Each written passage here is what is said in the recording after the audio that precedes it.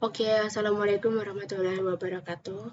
Kembali lagi di kuliah pengantar ekonomi dan bisnis oleh Erwan Nur Hidayat. Kita di sini akan masuk ke bab 15, manajemen keuangan dan akuntansi oleh STIE Studi Ekonomi Modern dan Universitas Telkom. Sebelum kita mulai, kita berdoa dulu ya, menurut agama dan kepercayaan kita masing-masing. Berdoa mulai. Selesai. Oke, kita langsung masuk aja. Ini aku salah ngadeng. Harusnya ini gini.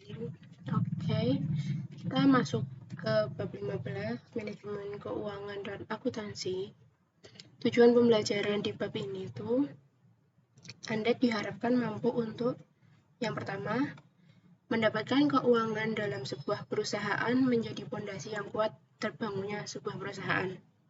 Mendapatkan tujuan adanya manajemen keuangan. Fungsi manajemen keuangan yang harus kamu ketahui mendapatkan pengetahuan mengenai objek pengendalian. Mengetahui beberapa prinsip manajer keuangan yang harus ditetapkan di setiap perusahaan. Oke, itu tujuan pembelajaran kita ini.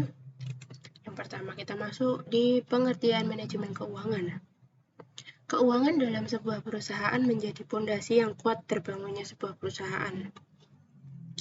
Keuangan juga bersifat sangat riskan. Jika tidak dikelola dengan baik, akan menjadi amburadul dan tentunya akan menghentikan jalannya sebuah perusahaan. Dalam sebuah perusahaan dibutuhkan di bidang sendiri yang mengurus bagian keuangan atau bisa juga disebut manajemen keuangan. Terus, manajemen keuangan itu jika tidak dikelola dengan baik akan menjadi amburadul dan tentunya akan menghentikan jalannya sebuah perusahaan. Jadi, manajemen keuangan itu kita harus memanage keuangan ya dalam sebuah perusahaan ataupun organisasi. Lalu itu manajemen keuangan itu pondasi kuat terbangunnya sebuah perusahaan. Jika tidak dikelola dengan baik, maka akan menjadi amburadul dan tentunya menghentikan jalannya sebuah perusahaan alias bangkrut. Dalam sebuah perusahaan dibutuhkan bidang sendiri mengurus bagian keuangan atau bisa disebut manajemen keuangan. Manajemen keuangan adalah kegiatan perencanaan. Manajemen adalah manajemen keuangan adalah kegiatan perencanaan, pengelolaan, penyimpanan, serta pengendalian dana dan aset yang dimiliki suatu perusahaan. Pengelolaan keuangan harus direncanakan dengan matang agar tidak timbul masalah di kemudian hari. Jadi, untuk perencanaannya itu harus matang, pengelolaannya itu juga harus matang. Penyimpanan itu bagaimana kita menyimpan keuangan ya. Jadi di manajemen keuangan itu kita uangnya bisa dipos-poskan menurut misalnya ini untuk dana darurat atau pengendalian dana gitu ya. Jadi nanti tuh lebih baik manajemen keuangan tuh ada pos-posnya sendiri itu setiap menyimpan keuangan. Adapun tujuan manajemen keuangan. Tujuan manajemen keuangan harus memiliki tujuan yang jelas untuk manajemen keuangan itu. Ada beberapa manajemen keuangan, yaitu yang pertama, menjaga arus kas. Yang kedua, memaksimalkan keuangan perusahaan. Yang ketiga, mempersiapkan struktur modal. Yang keempat, memaksimalkan keuntungan. Adapun yang kelima, meningkatkan efisiensi. Yang keenam, mengoptimalkan kekayaan perusahaan. Yang ketujuh, mengurangi risiko operasional. Yang kedelapan, memastikan kelangsungan kehidupan perusahaan. Dan yang terakhir, mengurangi biaya modal. Itu tadi adalah tujuan dari manajemen keuangan. Jadi, manajemen keuangan ini harus memiliki tujuan yang jelas. Ada paling awal tuh menjaga arus kas. Bagaimana tuh tidak negatif ya, tidak, setidaknya tuh linear lah. Dalam sebuah perusahaan, keluar masuknya uang kas itu harus dipantau terus agar tidak terjadi pengeluaran yang membengkak. Jadi setiap ada pengeluaran harus dicatat. Sekecil apapun itu pengeluaran itu harus dicatat agar pengeluaran itu tidak membengkak dan kita tahu untuk apa saja itu dikeluarkan ya. Akibatnya, kalau membengkak itu bisa menyebabkan kerugian untuk perusahaan. Uang kas biasanya dikeluarkan untuk membeli bahan baku, menggaji karyawan, dan pengeluaran lainnya, serta memaksimalkan keuangan perusahaan. Terus, jadi kayak menjaga arus kas itu, karena kas itu untuk membeli bahan baku, menggaji karyawan, dan pengeluaran yang lain. Tugas manajemen keuangan bukan hanya mengawasi keuangan juga ya. Nih, fungsi manajemen keuangan yang harus kita ketahui. Selain tujuan manajer keuangan di atas tadi, ya, manajer keuangan juga harus mempunyai fungsi yang jelas. Jangan sampai manajer keuangan tidak mempunyai fungsi apa-apa dan hanya berdiri sendiri. Ada beberapa fungsi manajer keuangan. Nih, jadi tadi tugas manajemen itu bukan hanya menjaga arus kas gitu ya, atau mengawasi keuangan, tetapi juga melihat aktivitas anggaran dana yang tidak menguntungkan bagi perusahaan yang dapat dihilangkan dan diganti dengan aktivitas yang lebih menguntungkan perusahaan, seperti mempersiapkan struktur modal. Terus ini saya cerita juga ya, manajer keuangan dalam merencanakan struktur modal itu harus bisa menyeimbangkan anggaran yang dimiliki dengan dana yang dipinjam perusahaan, memaksimalkan keuntungan agar tidak terjadinya kerugian. Perencanaan keuangan yang tepat akan mampu memaksimalkan keuntungan yang didapat dalam waktu yang jangka yang panjang. Lalu apalagi meningkatkan efisiensi. Ya, kita belum masuk ya ke fungsi manajemen. Kita bahas dulu tadi yang ini, yang tujuannya ya tadi.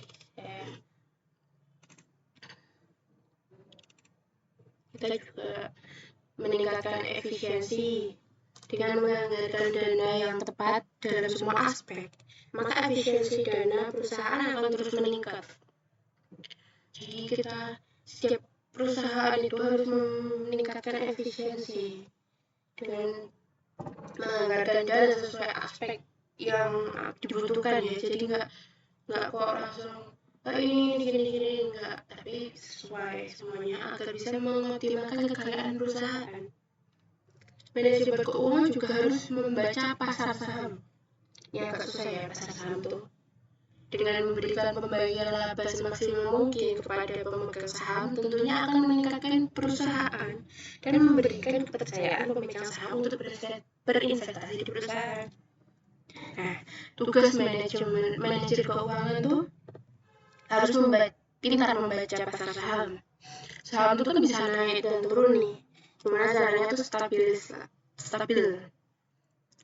Caranya dengan memberikan pembagian laba semaksimal mungkin kepada pemegang saham. Jadi misalnya dia mau nanam saham nih di perusahaan kita harus bisa memberikan pembagian laba semaksimal mungkin kepada pemegang saham. Tentunya tanpa kita rugi ya.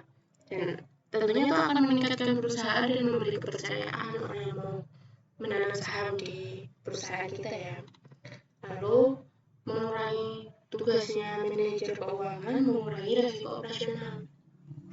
Keputusan yang tepat yang dilakukan manajer keuangan akan berpengaruh terhadap risiko bisnis yang tidak pasti di setiap waktu. Memastikan kelangsungan kehidupan perusahaan. Manajer keuangan memegang peranan penting dalam jalannya perusahaan. keputusan yang tepat akan mampu membuat perusahaan bertahan di persaingan bisnis. Namun sebaliknya, keputusan yang tidak berhati-hati akan menyebabkan perusahaan bangkrut. Ya, seperti yang saya bicarakan tadi, perusahaan akan bangkrut jika kita tidak bisa mengambil keputusan. Terus tidak bisa membagi mana aspek yang harus didahulukan, mana aspek yang harus ditinggalkan. Ketiga, kita tidak bisa memberi kepercayaan kepada pemegang saham atau tidak bisa memberi kepercayaan kepada customer dalam perusahaan. Mengurangi biaya modal. Tugas manajer keuangan itu juga harus bisa mengurangi biaya modal. Keuangan harus membuat perencanaan modal yang tepat agar penggunaan modal dapat diminimalisasi sedemikian rupa. Oke, Pak, kita masuk ke sini. Fungsi manajemen keuangan yang harus kamu ketahui. Selain tujuan manajer keuangan tadi, ada fungsi manajer. Jangan sampai manajer keuangan itu tidak punya fungsi ya, hanya berdiri sendiri. Nah, ini fungsi-fungsinya itu ada planning, budget, controlling, auditing, and reporting. Nih, planning, tujuan manajer keuangan, ada planning, fungsi manajer keuangan ada planning. Planning adalah merencanakan keuangan dalam sebuah perusahaan. Merencanakan keuangan dalam sebuah perusahaan meliputi mengatur uang kas, menghitung rugi laba, merencanakan arus kas. Seperti tadi tujuan dari manajer keuangan. Kita harus mempunyai planning untuk mengatur uang kas, menghitung rugi laba, dan merencanakan arus kas. Budgeting merupakan kegiatan mengalokasikan dana untuk membuat keperluan untuk semua keperluan perusahaan. Alokasi ini harus dilakukan seminimal mungkin dan memaksimalkan anggaran yang ada. Jadi bagaimana, seperti di bab sebelumnya ya, bagaimana kita harus bisa meminimalkan budget, tetapi harus bisa mendapatkan laba yang semaksimal mungkin. Ya, memang agak susah manajemen itu. Controlling adalah melakukan pengontrolan atau evaluasi terhadap keuangan yang sedang berjalan. Evaluasi dilakukan untuk memperbaiki sistem keuangan perusahaan agar perusahaan dapat bertahan. Jadi kita harus melakukan kontrol ya buat keuangan perusahaan yang sedang berjalan. Lalu kita melakukan evaluasi apa saja sih tadi yang tertinggal dalam controlling hari ini atau bulan ini. Kita evaluasi agar hari selanjutnya atau bulan selanjutnya tuh tidak terulang lagi ya. Lanjut, ada auditing. Auditing adalah proses pemeriksaan keuangan. Pemeriksaan keuangan perusahaan sesuai kaidah akuntansi akan menghindari terjadinya penyelewengan dan penyimpangan dana perusahaan. Lanjut, ada reporting. Reporting adalah melaporkan keuangan. Melaporkan keuangan perusahaan harus dilaksanakan secara terbuka dan transparan di semua kalangan perusahaan. Laporan ini berguna untuk memberikan informasi keadaan keuangan perusahaan. Jadi kita tuh report itu lapor ya. Kita melaporkan keuangan perusahaan sebulan sekali, seminggu sekali, itu harus ada ya untuk report. Nah, dan itu harus dilaksanakan secara terbuka dan transparan, tidak ada yang ditutup-tutupi di semua kalangan perusahaan. Laporan ini berguna untuk memberikan informasi keadaan perusahaan, ataukah apakah bulan ini perusahaan itu rugi, ataukah laba, atau stabil, atau yang mencapai tujuan yang diinginkan ya, kita mencapai achievement kita. Kita lanjut lagi ke dalam prinsip manajemen keuangan. Prinsip manajemen keuangan terdapat juga beberapa prinsip manajer keuangan yang harus diterapkan di setiap perusahaan.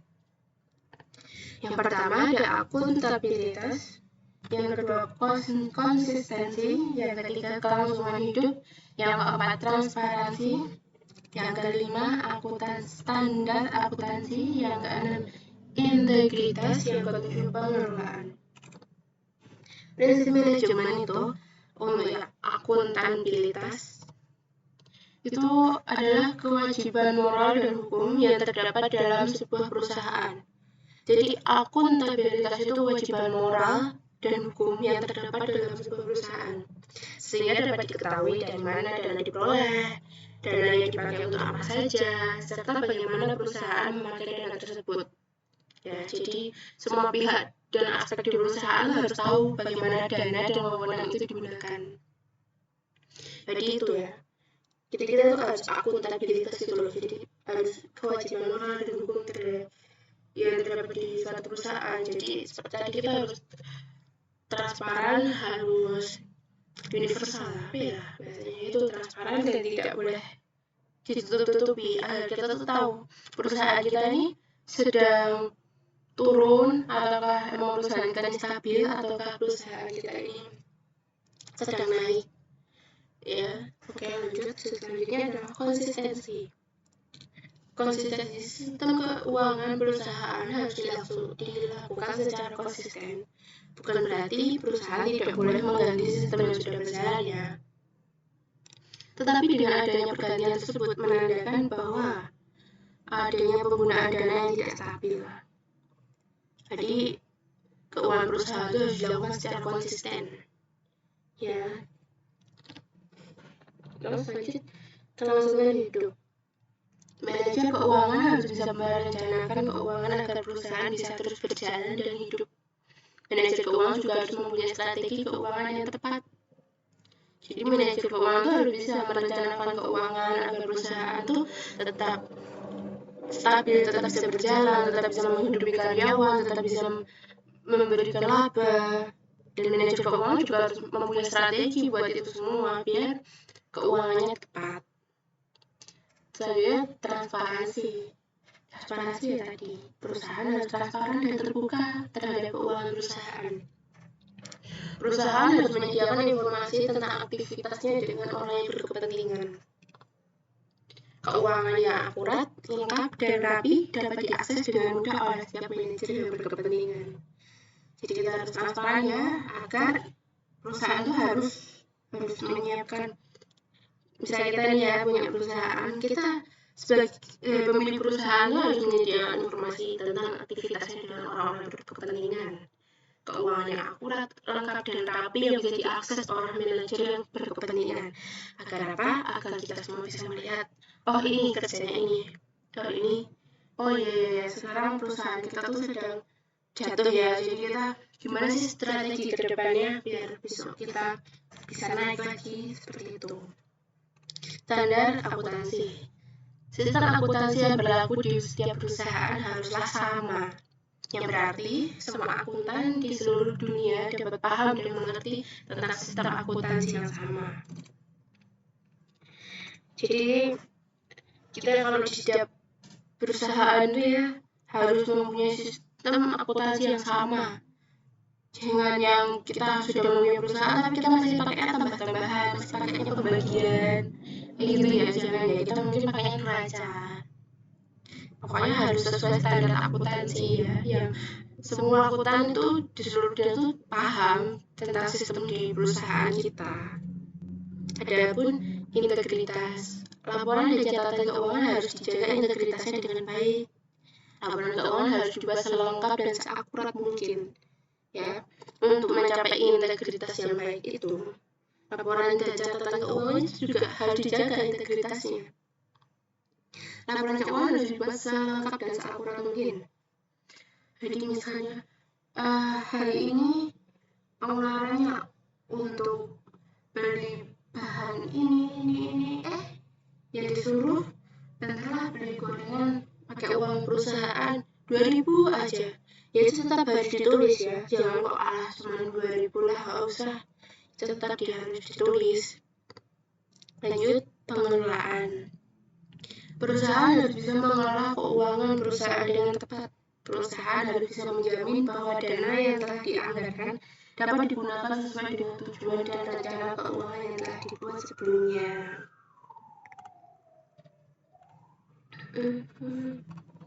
Terus kita lanjut ya. Kita lanjut ke tips mengelola manajemen keuangan. Sebelumnya pasti teman-teman sekalian kan ini ya, semoga besok ada yang menjadi manajemen perusahaan, ada yang punya perusahaan. Pokoknya semoga kalian semua sukses dan kalian semua jangan lupa ya sama SDI SDKOM. Nanti kalau kalian jadi manajer di perusahaan, sekalian mengelola manajemen keuangan, kalian ingat aja nih, kita tuh harus punya planning, budget, controlling, auditing, dan reporting. Ya pokoknya kita, ya kalian harus ingat lah ya. Semoga pokoknya saya doakan kalian jadi orang sukses semuanya. Kalian bisa menggapai apa yang kalian inginkan. Semoga ya. Amin. Nah, kita lanjut. Tips mengelola manajemen keuangan. Tips mengelola manajemen keuangan, setelah kalian tahu nih fungsinya, tujuannya, prinsip manajer keuangan, kita juga harus tahu bagaimana tipsnya. Kita kan udah tahu di strateginya, kita udah tahu fungsinya, kita udah tahu tujuannya. Jadi kita harus punya tipsnya. Tips pengelolaan keuangan yang tepat dan guna. Yang tepat guna. Pisahkan antara rekening pribadi dan keuangan perusahaan. Nah, seperti yang saya bilang di awal tadi ya, kita harus punya pos-pos gitu loh. Jadi pas untuk ini dana darurat, ini rekening pribadi, keuangan perusahaan. Ya, jadi kita pos untuk dana darurat perusahaan, dana belanja, itu kita harus di pos-pos sendiri ya, untuk biar lebih akurat. Alokasikan pengeluaran untuk menggaji diri sendiri. Buat laporan keuangan. Buat catatan proyeksi arus kas.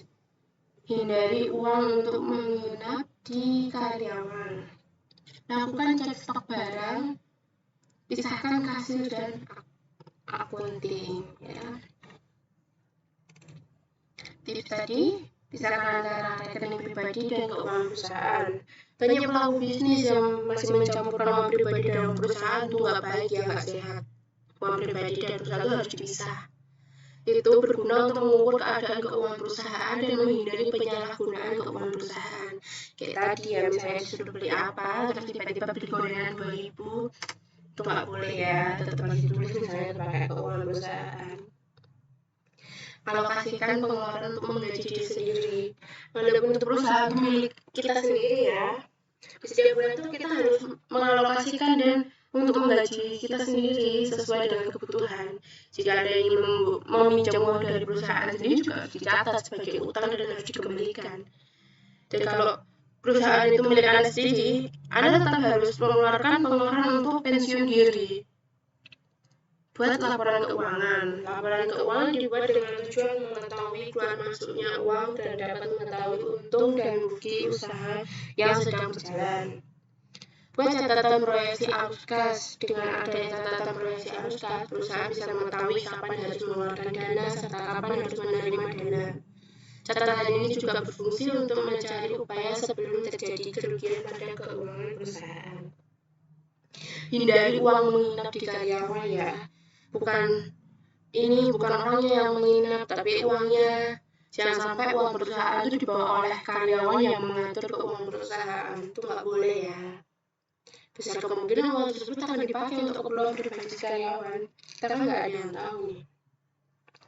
Lakukan cek stok barang.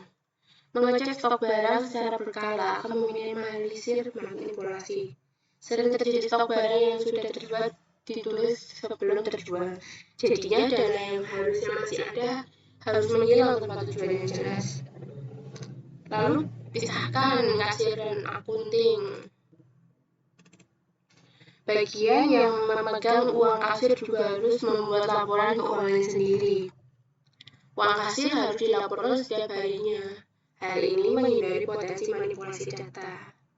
Untuk memudahkan hal tersebut, Anda bisa menggunakan software POS. Nah, seperti yang saya bilang tadi, dipos-poskan dan akuntansi untuk meminimalisir tindakan fraud atau memudahkan Anda memantau bisnis. Untuk hasil yang maksimal, Anda bisa menggunakan software akuntansi yang memiliki fitur integrasi dengan berbagai software kasir. Contohnya seperti Akurat Online. Jadi kita bisa menggunakan software kasir ya. Apa sih software kasir itu? Atau kita bisa menggunakan software akuntansi ya. Software, ada yang tahu nggak nih apa itu software kasir, apa itu software akuntansi? Jadi software kasir adalah program kasir yang membantu berbasis cloud untuk membantu proses transaksi penjualan bisnis Anda. Menggantikan posisi mesin kasir konvensional, fungsi utama dari aplikasi kasir adalah membantu proses pembayaran menjadi integrasi. Jadi lebih terintegritas ya, software akuntansi atau software kasir itu kita pakainya aplikasi, jadi nggak usah pakai yang kayak di mbak kasir itu. Akurat Online adalah software akuntansi berbasis cloud yang sudah digunakan oleh ini yang software akuntansi ya. Itu akuntansi berbasis cloud yang sudah digunakan lebih dari 300.000 pengguna dari berbagai jenis di Indonesia. Akurat Online juga memiliki fitur terbaik dengan pengintegrasian dengan software lainnya. Contohnya adalah software kasir seperti Mokapos. Pengertian manajemen keuangan. Nih, akuntansi manajemen, pengertian, penerapan, fungsi, dan ruang lingkupnya. Oh, masih banyak ya. Pengertian akuntansi manajemen menurut para ahli Charles T. Homkin, R.A. Supriyono, Halim dan Supomo Mulyadi. Koreksi saya bila saya ada yang salah. Penerapan akuntansi manajemen, berikut ini akan dicontohkan beberapa akuntansi manajemen dalam proses pengambilan keputusan jangka pendek. Nih, sebagai contoh, pimpinan PT Inka dihadapkan pada persoalan apakah membuat sendiri suku cadang atau membeli dari suplai lain. Kebutuhan suku cadang tersebut berjumlah 100.000, sedangkan laporan produksi yang diperhitungkan untuk menghasilkan kebutuhan suku cadang tersebut adalah sebagai berikut. Mari kita lihat tabel berikut ini. Nih ada biaya total per buah. Jadi kan apa nih yang dicari sama PT Inka? Persoalan membuat sendiri suku cadang atau membeli dari supplier lain. Suku cadang, biaya total per buah itu ya. Ini totalnya 100.000 buah dalam rupiah ya. Biaya bakunya 500, biaya upah langsung 1 juta, biaya overhead pabrik variabel 300, biaya overhead pabrik tetap terhindarkan 400, biaya overhead pabrik terhindarkan 500, jadi total biaya produksinya ada 27, biaya total berbuah dan total buahnya ada 2.700.000. Lanjut, PT Inka mendapat tawaran dari usaha lain untuk membeli suku cadang dengan kualitas yang sama dengan harga Rp25. Tindakan yang dilakukan pimpinan PT Inka adalah menginstruksikan kepada staf akuntan manajemennya untuk mengadakan analisa terhadap tawaran tersebut. Dari analisa yang dilakukan, akuntan manajemen ini, pimpinan perusahaan dapat mengambil keputusan membeli suku cadang tersebut atau tetap memproduksi sendiri. Ya, dijelaskan ya, kalau beli ya dari supplier lain, padahal kebutuhannya itu berjumlah 100.000, sedangkan laporan produksi yang diberitakan itu kayak gini ya, 2.700.000 totalnya, dengan biaya total berbuahnya 27. Nah, lalu ditawarin sama perusahaan lain sehingga pimpinan PT Inka menyuruh staf akuntan manajemennya untuk menganalisa tawaran tersebut. Lebih baik mana sih, kita pakai yang ini atau kita tetap memproduksi sendiri? Misalnya dalam pengambilan keputusan ini, fasilitas untuk memproduksi suku cadang tersebut dianggap tetap menganggur jika terdapat membeli dari luar dipilih. Sehubungan dengan masalah ini, informasi biaya yang perlu ditimbangkan adalah biaya terhindarkan yang merupakan biaya relevan. Fungsi akuntansi manajemen adalah alat analisa untuk mengambil keputusan, sistem informasi untuk pihak eksternal, sumber data dan informasi keuntungan yang relevan. Oke, sudah sampai sini dulu ya. Sebelum kita mengakhiri perjumpaan kita kali ini, lebih baik kita melihat iklan COVID dulu.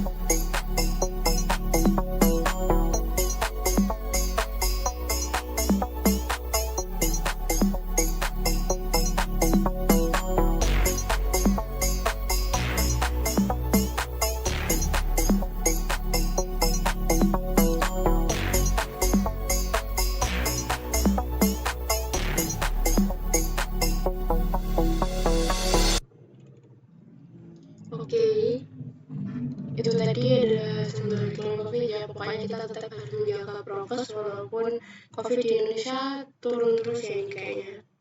Oke, sekian dulu dari saya.